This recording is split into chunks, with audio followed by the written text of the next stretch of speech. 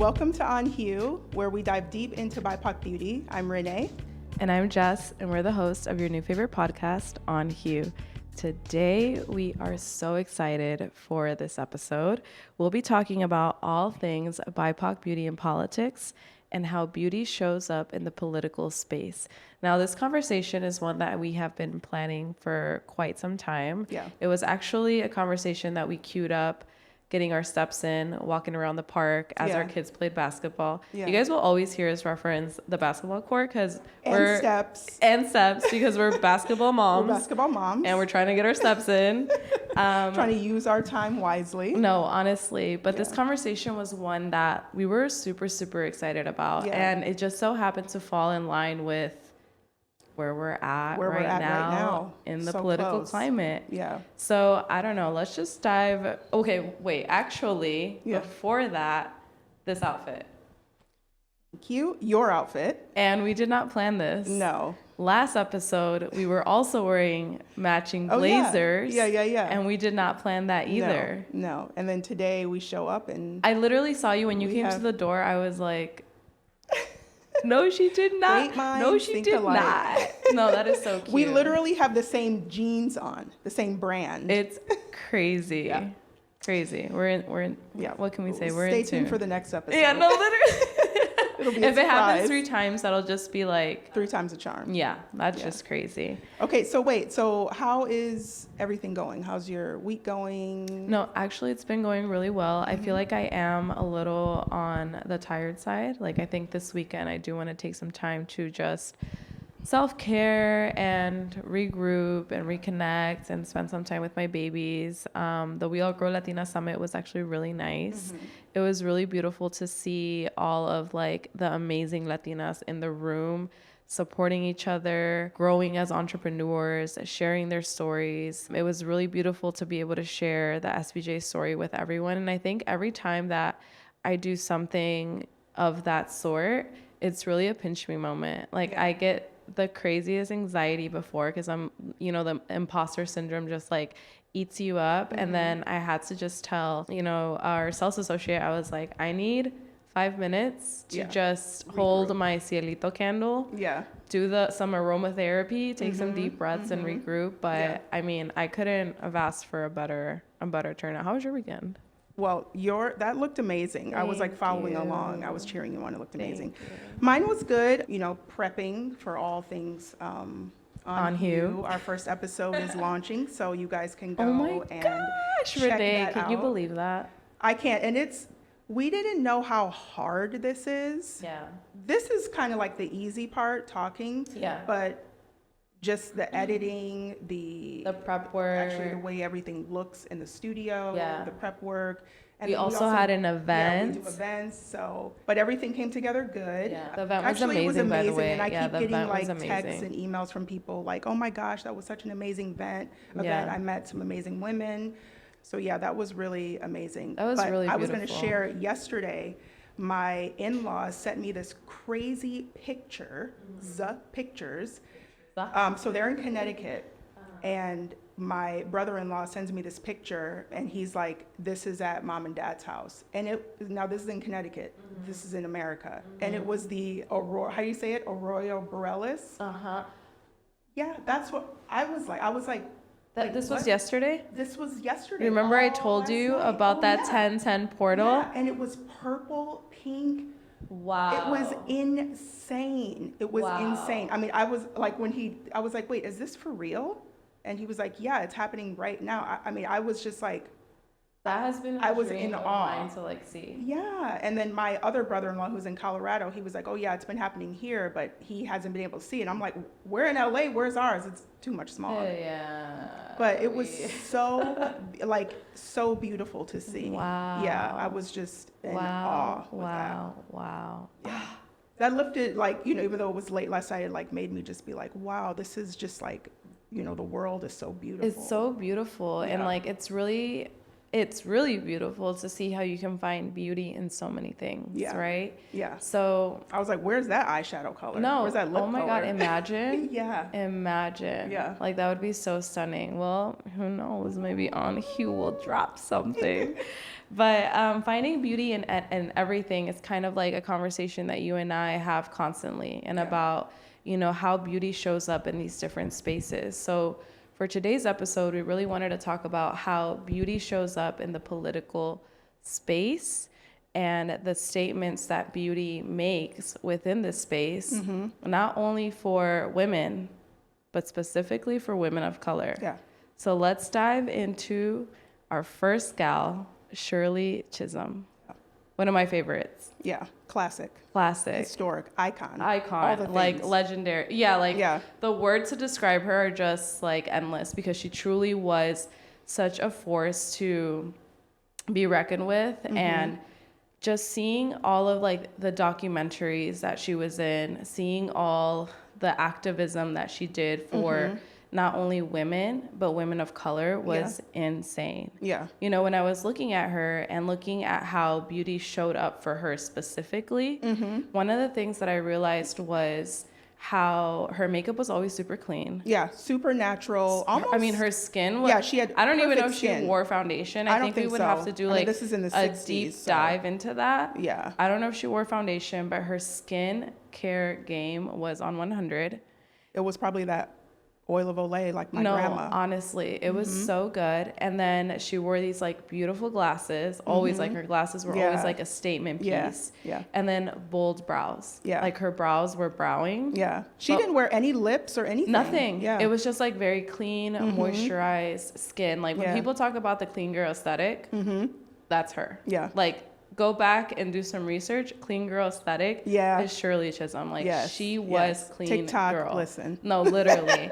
And then when I think about like the thing that stood out to me the most was her hair. Her hair really told a story. Yeah. Her hair was laid to the gods. Done. She was going every Sunday, I'm assuming, because this is how we Black people do. We go on Sunday. Yeah. Get our hair done for the week. She was going every Sunday, like getting it pressed. Yes, pressed, which it looked so beautiful. And I think about her showing up in these spaces that were mainly dominated by white men here in America, but predominantly 90%. The mid to late 60s. So she was nominated in 1968. She was in Congress. So first Black Congresswoman. Which I didn't know. Yeah. I didn't know. Like, I literally thought there were 0 women in this space prior to us talking about how beauty shows up in politics. Yeah. I was like, okay, well, we'll probably end up in like early 2000s. Like maybe that's when, you know, women, but no, they have been activists for us since the 60s. Yeah. And she ran for president too, I think. Yeah. And I remember seeing, I'm not sure the year, but I remember seeing an interview where they asked her, like, do you think America is ready for a Black woman president? Wow, goosebumps. And she was like, I don't think America is ready for either, but I'm ready to be that person. Wow. And to me, I was just like, wow, the way we have to show up in these spaces with all the disparities and still be so confident and still be so assured of like what we're here and the purpose of what we're doing was just like so uplifting. And to me, I'm like, wow, you know, we sometimes like look at people, and I feel like as women, we're constantly judged about our appearance. Yeah. We're constantly judged about our appearance. Yeah. You know what I mean? This is women in general, but really BIPOC women. Yeah. And more so in the political space, it's like a lot of the times they're not even worried about what legislature you're trying to pass. No. They're more concerned about if you wear makeup. Yeah. Or if you have an afro like Angela Davis. Yeah. Yeah. And even with Shirley, what is she doing with her hair? But you know what? She used that as like an empowerment. You know, she was like, this is my hair. This is who I am. And also, don't worry about my hair. That like, part, that needs to be on a shirt. Don't worry about my hair. Don't worry about my hair. Yeah. Oh Same way, Angela Davis. Yes. Don't worry about my hair. And I know you have a story about Angela Davis. You've never told it to me. So this is the first time I'm hearing it. And I'm really excited to hear this because when we were planning for this episode, I remember you saying like, oh, I actually have a story. And I was like, no, don't tell me. I want it to be like, you know, I'm so excited. So So Angela Davis, I mean, I vaguely remember hearing about her when I was younger, and actually, like, obviously my mom is straight up from the 60s and 70s. That was her, I guess, fashion prime. So when I look back at pictures of her, shout out to mom, that's where I get my fashion sense from. My mom had like a big giant afro. Now, okay, so as a kid, myself and my sisters were like, because in the 80s, you didn't wear an afro, okay? So when we saw pictures of my mom and, her friends and stuff like that, we were like, why do you guys have afros? This is when I was probably 12, 13, okay? Why do you guys have afros? Ew, like, what in the world? Why isn't your hair straight? This is like a conditioning. I was going to say, like, ew, or like, what's happening here? Was it because of the style itself or things that you had heard So it was like a kid? Okay, so growing up, so then, and when I was probably, actually not probably, when I was in third grade, that was the first time I got my hair pressed.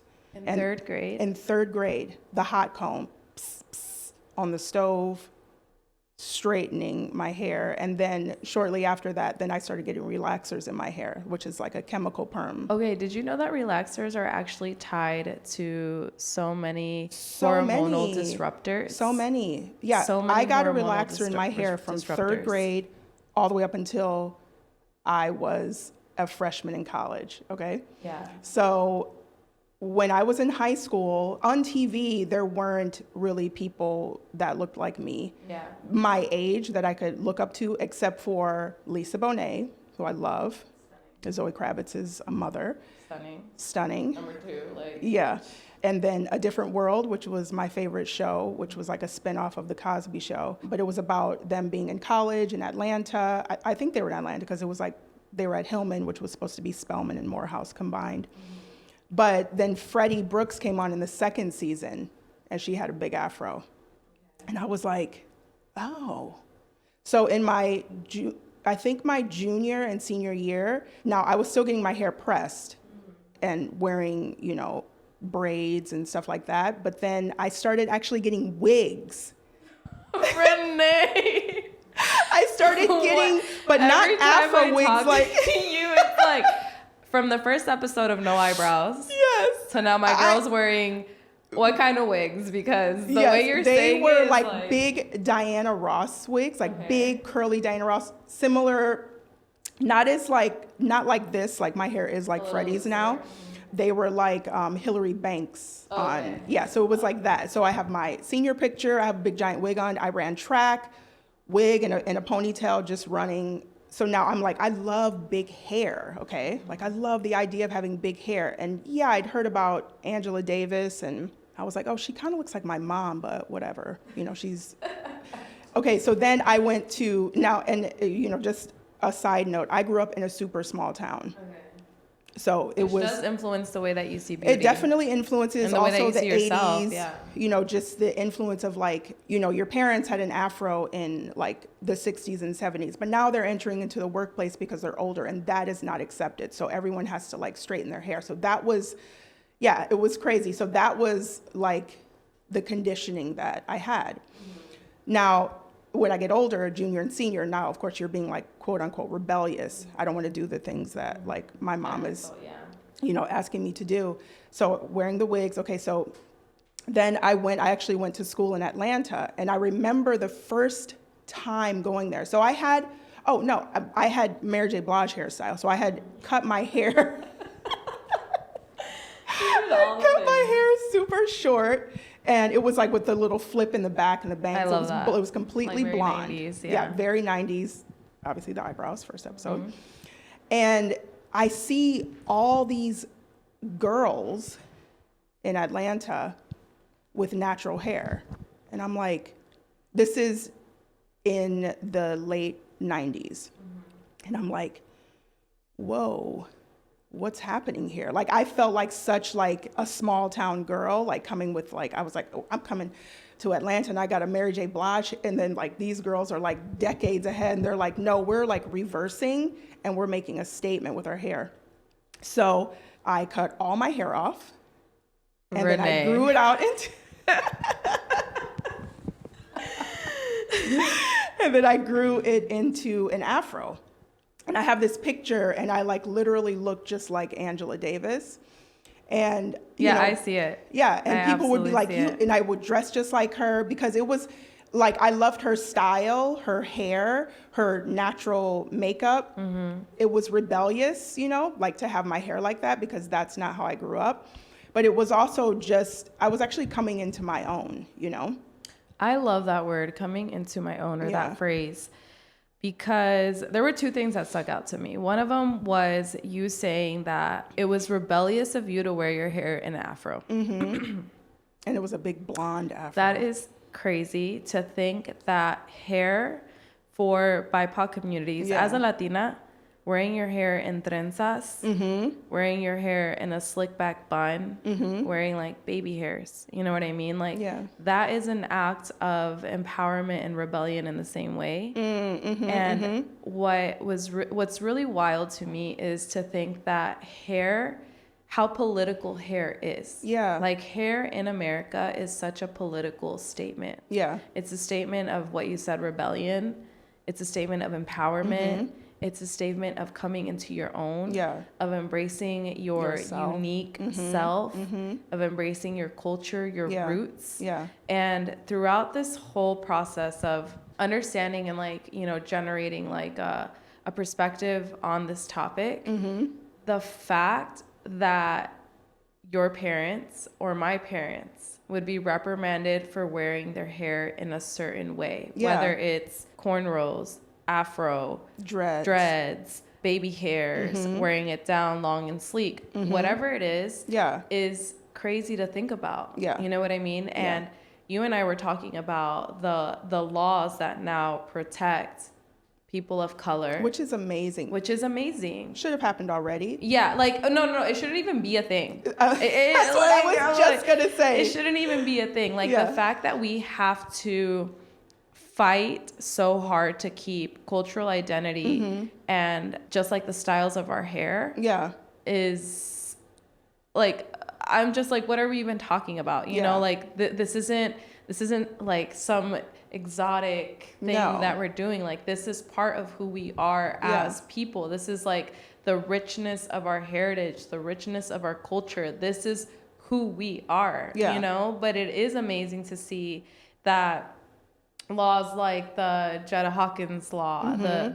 the Crown Act from Dove have been passed that protect people from being reprimanded about wearing culturally fitting hairstyles. Yeah, and I think these started, I believe, because obviously in the workplace, but children at their schools that was were the Jetta getting Hawkins one. kicked out because of their hairstyles. I remember when the Crown Act came into fruition, that was in 2019, and I remember talking to my husband, and I'm like, why? Like, this is awesome that there is an act to protect, but why is that even a thing? Right. Why is a child? Especially as a kid, like you're in your most vulnerable and this is stages sticking of with them. development. Yeah. I cannot imagine going to school feeling like my hair is a problem. You know what I mean? I think as like in the Latin community, you don't see it as much. Like you don't see the people putting so much emphasis on like good hair. In the Black community, it's a big topic of conversation. For sure. A big topic of conversation. Yeah. You know, and it to me, it's so like sad to know that even as people of color, there's still so much education that we need for ourselves to be able to then pass on to our little ones that are going to support them on this journey in this place called life. Right? Yeah. And it's like, what if you and I didn't know about these laws that were passed? And, you know, God forbid, Abel or Ian came home and they were like, hey, they said... Mama would be mad. You don't even have to say anything. We would be mad. Oh, absolutely. Yeah. You know what I mean? I would be in shock, actually. Oof. Yeah. Oof. It's like, it's shocking, but it's not, Yeah. you know? Yeah. And I think what's really amazing about On Hue and this platform is that we want to provide our community with the resources that they need Yeah. to be able to not only know these things to protect them in the workplace, because as makeup artists, as women in the workplace, we are more likely, I think it was like some crazy, let me look this up really quick, but it was a statistic that 80% of Black women are more likely to change their hair to meet social standards, and 30% are more likely to receive formal grooming policies at work. Well, I actually, hair. yeah, that is, I have a friend who I remember when she was coming out of college, so she had a big afro. Beautiful, oh my gosh, her hair is so pretty. And I remember when she graduated from college, she was like, asked my husband and I to do her headshots for her, me to do her makeup, my husband to shoot. So cute. She said, should I get a wig or extensions because I want to look more professional? And I was like, what does that even mean? No, honestly, I was like, what does that mean? You know, it's like I was like, people have to accept you for who you are. This is your hair. This is who you are. Your hair is amazing. It's huge and big and healthy. But she still ended up getting a wig. Yeah. Yeah. And because she was nervous that like, it wasn't I'm gonna not be going to get professional. hired. It's not going to be professional. It's not going to be professional. Yeah. But the conversation, I think, continues to shift to professional to who? Exactly. Right. I feel like my Professional husband said professional to who? Yeah. Right? Yeah. Because at the end of the day, I think we do have to remember that we are the culture. Yeah. We are the culture that drives America. Yeah. And I feel like, as I mentioned, you know, this podcast is really beautiful because we're having these conversations that we have behind closed doors. Mm-hmm. Yeah. Because you and I have these conversations, and I'm sure a lot of other people do too. Yeah. But I think one of the takeaways is like, we have to ask ourselves, like, professional to who? Mm-hmm. And then do we know the laws that are in place to protect our culture and celebrate our culturally rich hairstyles? Yeah. Right? So now you guys know about the Crown Act, about the Jetta Hawkins Act. Yeah. Like, but then on that note, I feel like, yes, but there's also a part where people, the word I used before, it's conditioning. Yeah. And that is like conditioned in you. So it's actually about like this generation, like the people today, just actually making a change. You know, standing up for what they love, standing up for how they look, wearing their hair however you want to wear it, you know, with no agenda behind it. No agenda and behind you know what that it. made me think of? Michelle Obama. Yeah. The agenda behind the hair always makes me think about Michelle Obama. So as the first Black woman in the White House, the first Black woman to be the first lady, her presence was very needed, was very iconic. Inspirational. And the thought that she even had to conform to this agenda of hair is like, wow. Like even the first lady has to think about how she wears her hair so that the conversation doesn't shift from her policies to she's wearing braids. Yeah. And she talked about this. Yeah. She talked about how she said it had to be a strategic play on how am I styling my hair today? Because if I style it this way, they might ignore what I'm actually talking about. If I style it this way, now they're actually listening. Yeah. Right? And they'll still talk about you. They still talked about her. Which is such an important thing to like think about. Yeah. It's like whether you do or whether you don't. Whether you do or you don't. Y'all know the rest of the saying. Yeah. You know what I'm saying? Yeah. So it's like for her to have to think about these things is still a conversation that, I mean, it just shows how needed this conversation is and how needed this change is. Because if you're telling me the first lady of the White House in the United States of America has to think about whether she's going to show up in a culturally rich hairstyle like micro braids or in a silk press to, assimilate, then the problem is deeper. The problem is deeper than what we actually think. I love that. Like, this whole conversation is honestly blowing my mind. I love that when President Obama was done, not in office anymore, And we actually got to see, I mean, I'll say the real Michelle. Everything that I've seen her, I think her everything, her essence is essence has just, she shifted is into like, herself. this is who I am. Yes. I am not conforming to, you know, what people think I should look like. This is who I am. I mean, she's just an inspiration. Like, Yeah. you know, she's a strong Black woman in politics. Her braids, her natural hair. Yeah. You know, her fashion. I do wish that she would have taken a little more risk and showed up in her in her authentic essence. I think she started taking risks in the later term. Us as BIPOC women, we like imagine.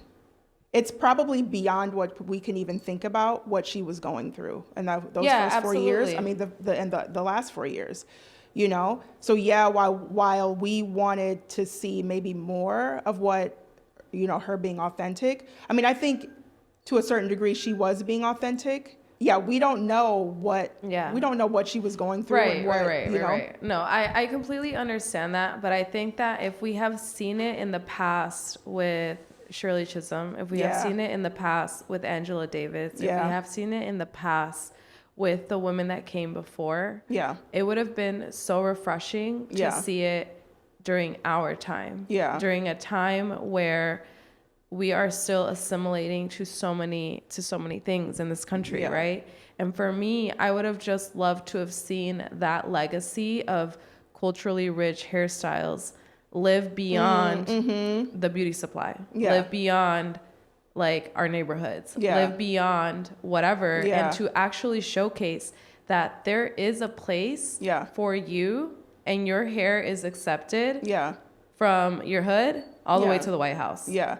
I wonder if there is some kind of like etiquette book that the women in the White House. I wonder what it looks it's like there's like probably a huge thing, but we have to remember, even if that book exists, it was not written for us. Right. And it is meant to be added into. Yeah. You know? Like it was not, things. Like I don't even think they thought about, you know, a Black woman being in the White House and like what that etiquette. And I'm pretty sure that I'm just thinking about like whoever was in charge of that, them being back and being like, oh my God, like nothing actually fits because everything is so different. You know what I mean? Yeah. So I can just imagine like the scrambling of like, okay, like now let's put this in case we have another, you know, Black first lady, like, oh, you know, we experienced, I bet it was a learning curve for them to have to put in now these new things for the next Michelle Obama. Yeah,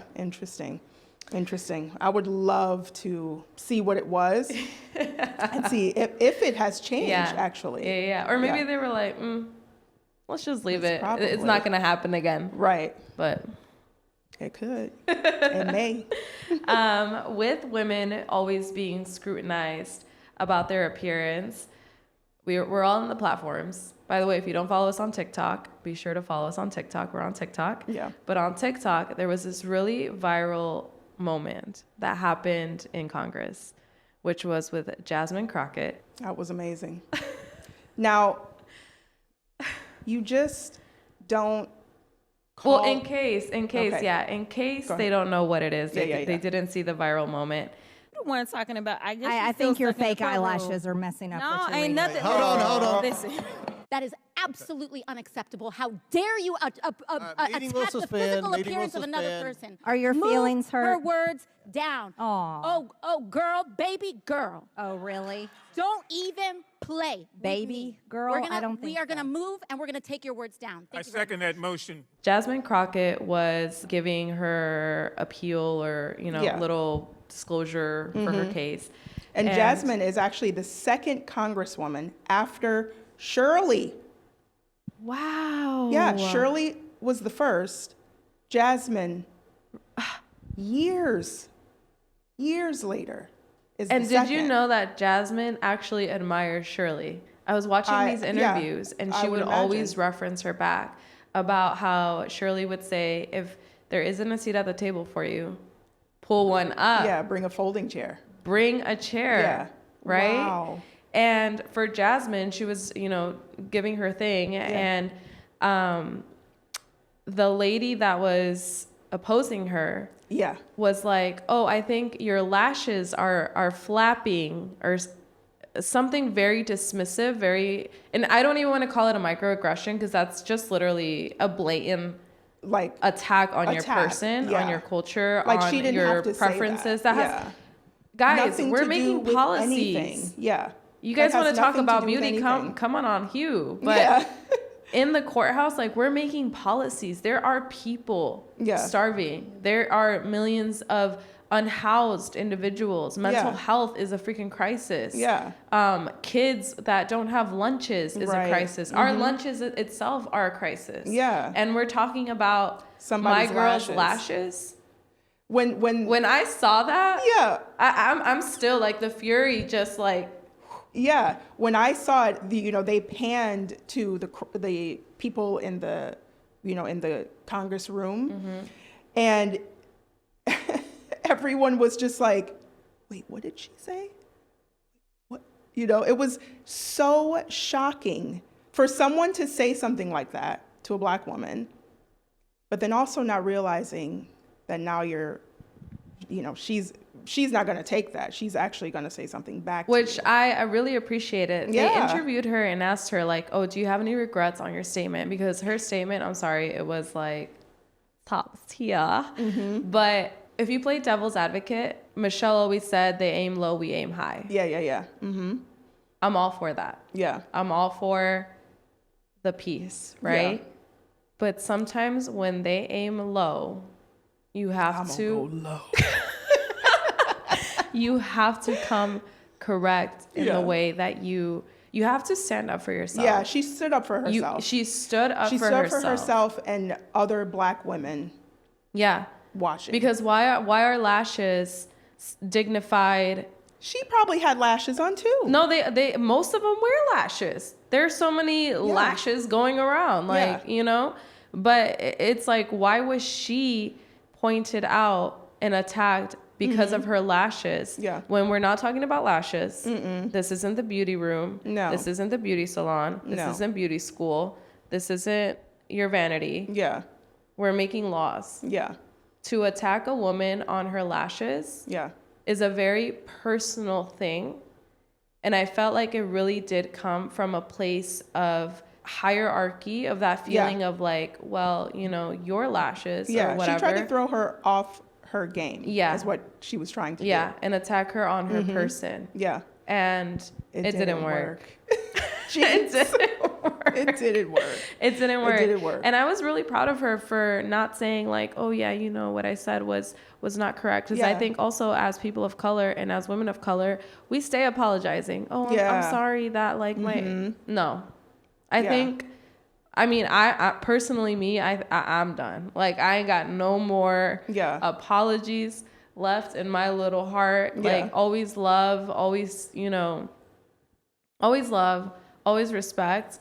But if you are attacking me personally on something that I dignify as a ritual of beautification, when beauty is so personal. Yeah. Not only do we grow up, thinking about X, Y, and Z, but then as an adult, you come into yourself and you finally think like, I'm an adult. Like I've grown to love these things. These things make me feel good. Right. And then for someone to come for you. That lady's goal was to bring Jasmine down. Yeah.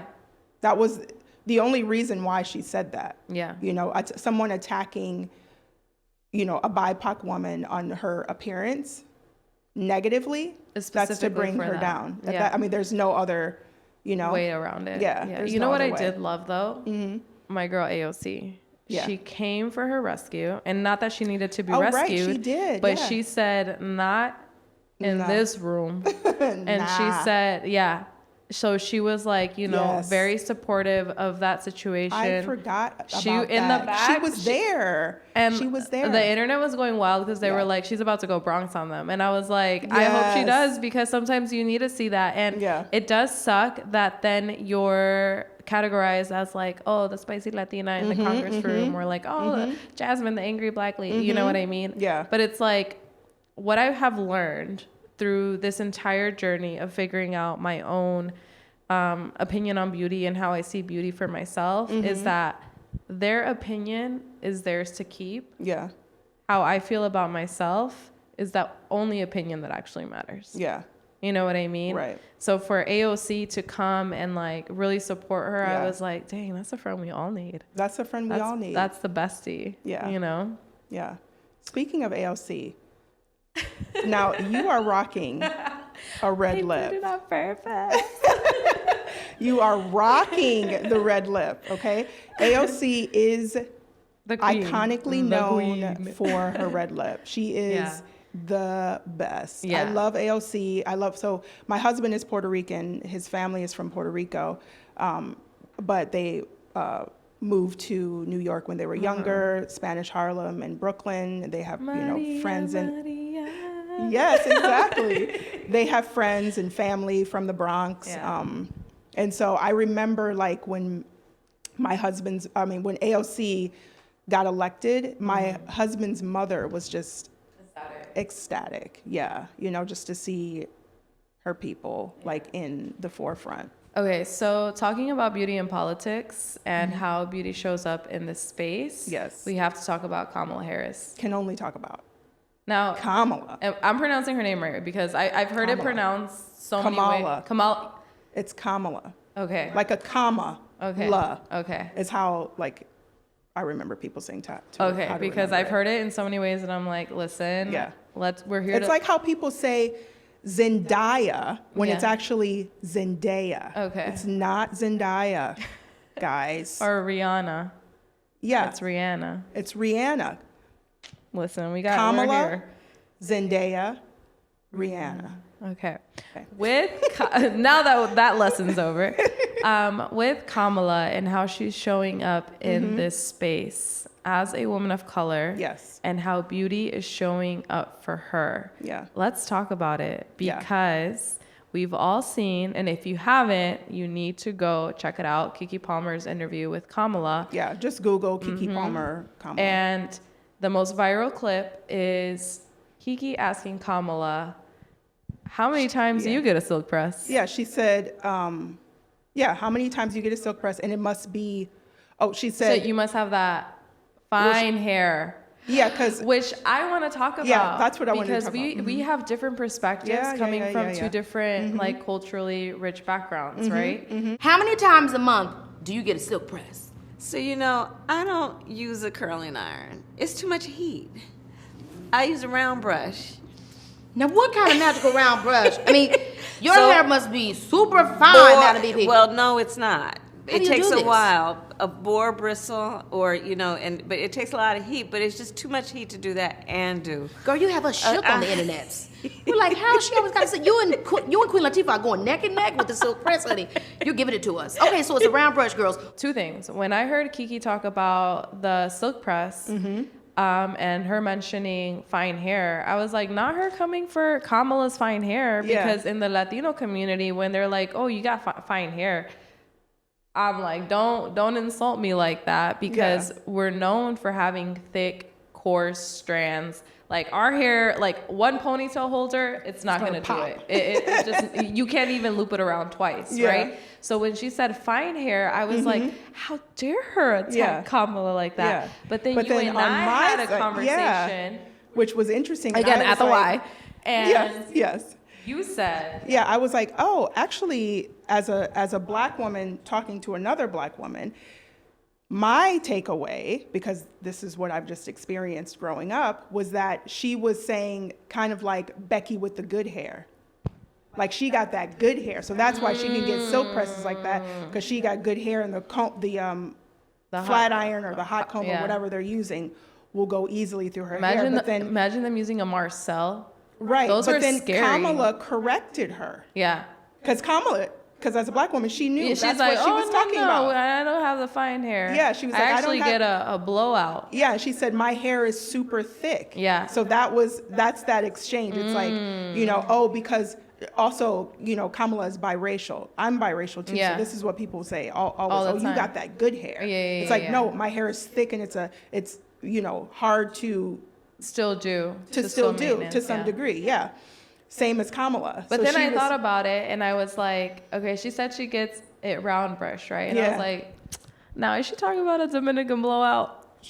Her hair is amazing. Is she talking about a Dominican She's blowout? not talking about Dominican. She is in DC. I know. I She's was in like, DC. she has to get one of those Dominican blowouts, Yeah, right? Because, I mean, sure, we can do a little round brush action, but Yeah. the true blowout is the Dominican blowout con los rolos. I would love to know Underneath because Kamala is Caribbean. She's Jamaican and then she's Southeast Asian. So on that Caribbean side, growing up, she must have like. But I don't know because she's from the Bay Area, so I don't know if there's Dominicans over here because there's not a lot of that Caribbean over here. But maybe, in DC. And you know what? Talking about the silk press and the Marcel irons, the way. So what is a Marcel? It's the same thing. The two thing? Well, the Marcel is the one that you hold. Yeah, okay. That's not like with the prong, right? Okay, that one you have to have like you actually have to know what you're doing. Yeah, you hold it. You hold it differently. But let's talk about how now in beauty schools, at least here in California. Yeah, and New York. You have to be trained on textured hair. Yeah. Amen, hallelujah for the people in the back. Let me get some how so 2024. Also, how literally, is it? this is 2024. I went to school for aesthetics in I think 2005. So that's just skincare. Yeah. Okay. But I was still it was Maranello. I was still there with cosmetology students. And I went to school this is 20 years for ago. hair in 2009 or 10. Yeah. And with our Milady book. Like 500 pounds. Yeah. So when I went to school for cosmetology, I got really lucky that my teacher, although she did not know how to do textured hair, she said, y'all are going to learn today. Okay. And she brought in my teacher, Kelly. Oh my God, Kelly. She brought my teacher, Kelly, who worked at a beauty salon in Bolingbrook. Okay. Is that in suburban Chicago in Bolingbrook. And Kelly showed us how to do a weave, sew in, and glue in, and a partial. Yeah. She showed us how to use the hot combs. Yeah. She showed us how to cornrow. She showed us so many things. And I just can't imagine schools not taking it upon themselves to provide this education for their students. Yeah. Because when someone says, I am a professional hairstylist, that part. the part of the pro is that you understand every single aspect of your profession. Yeah. Every single person's pro makeup hair, artist, every pro single person's makeup, skincare. Yeah, when I was in school, we learned absolutely nothing about different skin tones, zero. Like how different products work, how to see hyperpigmentation on different skin tones, nothing, zero. And I passed my state board without knowing any of that. And you remember know why? Actually, because I feel like they're probably like, doesn't really matter. Yeah, which is just so interesting. Now, if you go to school, I believe, like the schools on Crenshaw, like in Lamert. See, that's the thing. Yeah. So why it's just because of who the teachers are. And the neighborhoods. But that's a shame. Yeah. That's a shame that these makeup artists and hairstylists are showing up to set with the pro in front of their profession. Yeah. And their books and their agencies and all the bells and whistles. Yeah. But then a woman with 4C hair sits in their chair and they say, oh, you look great. Yeah. And send her off to set because they have zero idea of what it is that they're doing. Yeah. And in our Instagram, we had a amazing makeup artist. Andrea Samuels. Amazing. Like, she was actually one of the first people I reached out to when I got in the industry. Really? She's from Chicago. Yes. Yeah. I reached out to her and I was like, Andrea, like, your work is stunning. Would you take a lunch with me? We She's took the a lunch. Sweetest. Man. Sweetest. That's Midwest. Yes. Like But she is amazing. She does Dwayne Wade. She does talented. Beyond me. Yeah, she's just. And for her to mention that she is still getting booked as the assistant. Yeah. When I saw that, I was like, wait, what? Because she is able to do all skin types, all skin ranges, all hues, all hair textures, all kinds of styles as the assistant. Yeah. It's like we really need to have a deep dive conversation on this. Yeah. Right? Yeah. So we're just giving you a little Also, taste. Andrea, never be an assistant ever again, please. She's too good. Like, No. No, that is the No. answer. No. But going back to Kamala's hair is like the fact that this isn't taught in school, and now we're seeing these changes because the industry is changing. Yeah. And you know what? I'm not gonna get too much into it because this is a whole thing. We do want to talk about how the industry is changing in front of the camera. We see models that are diverse. yeah, I have so many that are stories. diverse, but behind the camera, Yeah, even on union sets, it's so many things. So many things. So many things. Stories. So now, the thing is Kamala getting a regular blow dry? Yeah, that's or what we want a to know. Dominican blow dry? Kamala, let us message know, us. please. Are Go you on getting our a Dominican website. blowout, Our form is there. A regular press. Like, Let what's us know. happening? We want to know.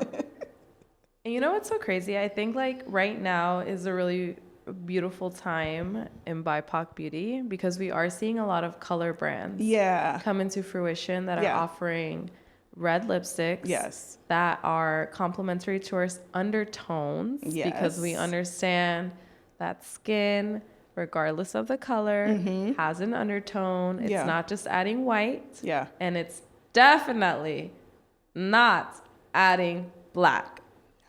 Okay? So one of More my on that favorite coming soon. More on that coming soon. One of my favorite brands right now is Cielo Beauty. They are a brand that's Latina owned by Michelle Ontiveros. I wanted to make sure I got that last name right. And Cielo Beauty offers products that are soft, colorful, and for on the go. They have some really beautiful lip liners. Love it. They got the which- cute little puffs. Oh my God, the puffs. Such and, a cute and when idea. we spoke to Michelle, her passion behind Yeah. her creating a brand that showed the fluidity of Yeah. Latinidad struck such a chord because Yeah. I think that, as Latinas, we are often placed in a box. And it's like every Latina should wear this, look like this, do their hair like this, and talk like this. Yeah. Otherwise, in America, you're not Latina or Latina enough. Right. And I think her mission to want to change that narrative of what Latinidad looks like Yeah. is so beautiful. Yeah. What's your favorite brand? I'm loving Bossy Cosmetics. I mean, the name itself. Right. I'm like, The name itself makes you be like, Bossy, okay. The founder is Aishetu, let me get her name right, Aishetu Fatima Dozie. I call her Aisha. Okay. We've known each other since actually the pandemic. She was one of the first brands on my Black-owned beauty guide called Color May Vary.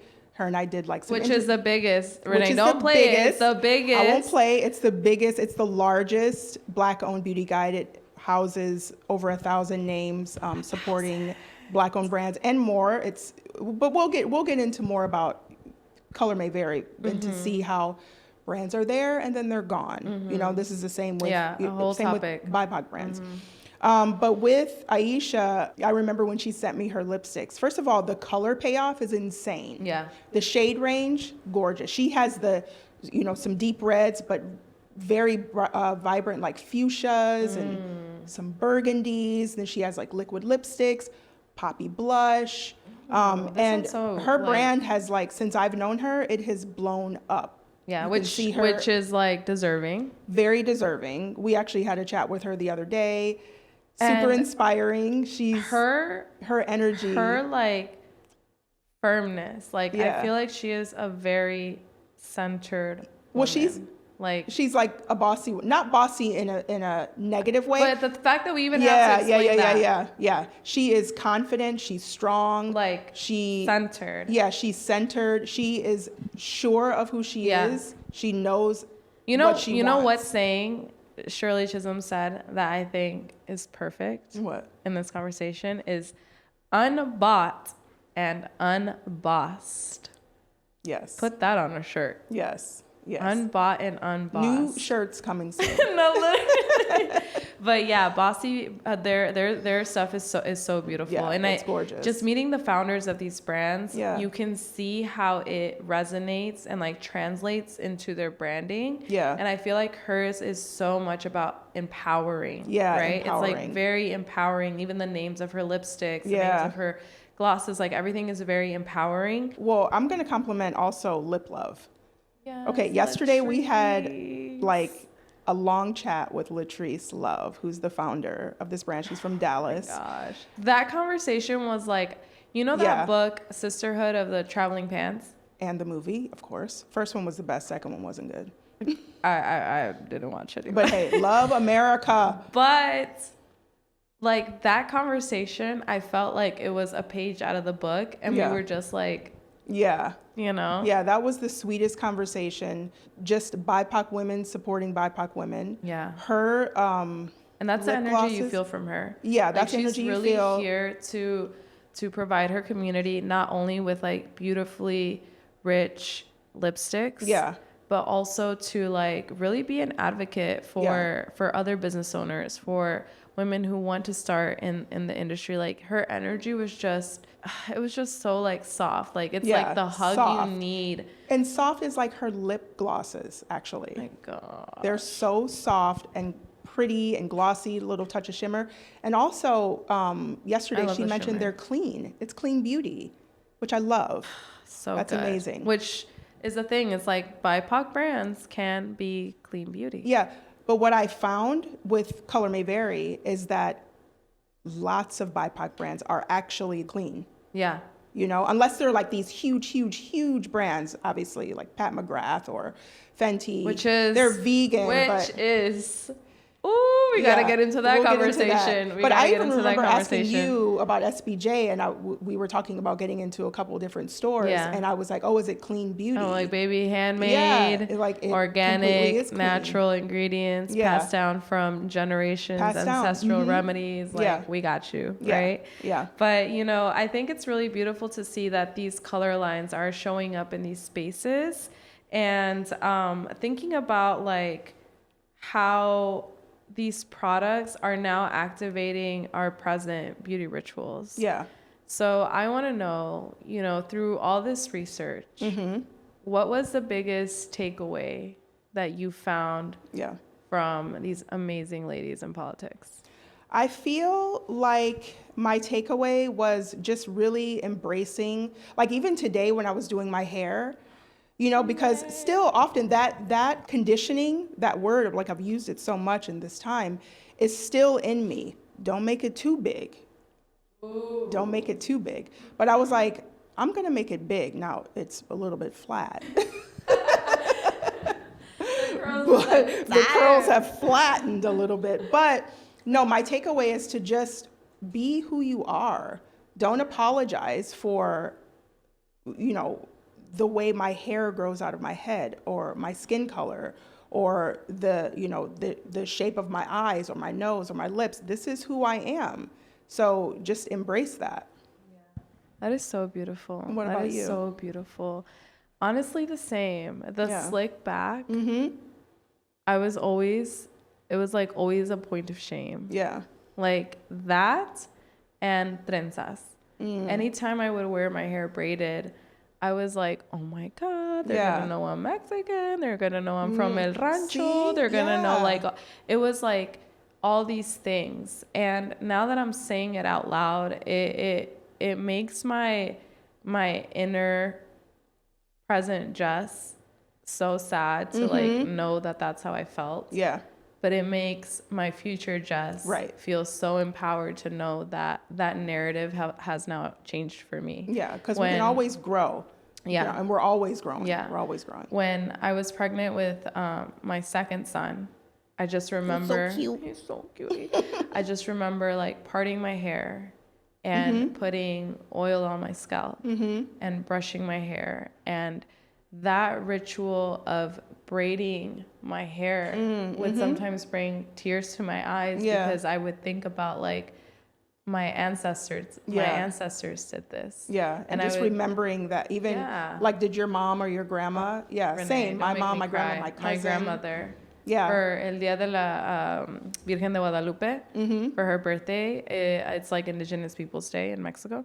And, you know, we wear like the traditional outfits. Yeah. And my grandmother would braid my hair and put ribbons in my hair. Yeah. And I just remember feeling so beautiful as a child, like wearing that, you know? So Yeah. now going through history and seeing the challenges that these women have had to face. Yeah. Not only are they fighting for us, like they have a bigger mission. Yeah. A bigger mission in mind. They're fighting for people. Yeah. What a purpose. You know what I mean? Like I can't imagine having that innate purpose in me to like want to fight for people, for equality, for liberation, for like all of these things, right? Yeah. But then they're also fighting for themselves, like Yeah. their appearance, the political statements that their hair is making. Yeah. They know, you know, as a woman of color, they know coming into the political industry, I guess you could say, sphere, they're going to get scrutinized. Like, it's almost like a part of the job, you know? Talk about PR training. Right. Girl. Yeah. I'd be like... So much PR training. Yeah. But, you know, we want to know from our audience, too. I think one of the things that we really want to incorporate and, like, continue to be part of our mission is hearing from you guys. So if you have a story about your hair, if you have a story you want to share, if you have a woman in politics that has inspired your journey, we want to hear from you. Head over to our website. It's onhuepodcast.com. Slide to the bottom, and there's a little form where you can drop your questions, drop your comments, and we would love to read some in the next episode. Yeah.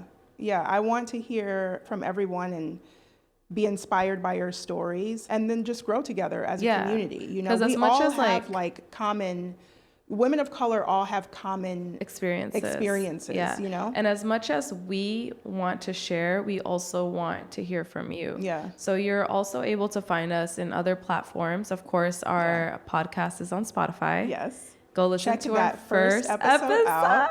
Have a chuckle. Yes, it's literally hilarious. Yeah. Check out our first episode. We are on TikTok, and we are on Instagram and YouTube. Yeah, oh my God, we're everywhere. We're everywhere. Our Instagram is onhue.podcast, and sign up to our newsletter because Reneé and I are really creating this beautiful like program for our exclusive content to really enhance your listener experience. So be sure that you follow us to stay up to date on all things On Hue. Yeah. And any products, I guess, we're mentioning and talking about, we will link all those. Yeah, we'll so that because that's like a big part of On Hue is we want to put you on to these beauty brands because where you spend your money matters. Yeah. And that's another conversation for another day. Conversation. But we want to, you know, another thing with On Hue is supporting BIPOC brands. Yeah. You know, so we're mentioning brands, we're wearing BIPOC makeup, anything that we mention, we will link that. So our listeners can also shop and support these brands. Yeah. Because oftentimes these BIPOC brands, they're small. We need to get them big. Yeah, the only way they can get big is if we support them as a community. Absolutely. Yeah. Well, Reneé, this was so nice. This was good. I hope you guys enjoyed our second episode about how beauty shows up in the political sphere and the statements that we make every day when we show up. And as always, remember to stay true and stay on Hue.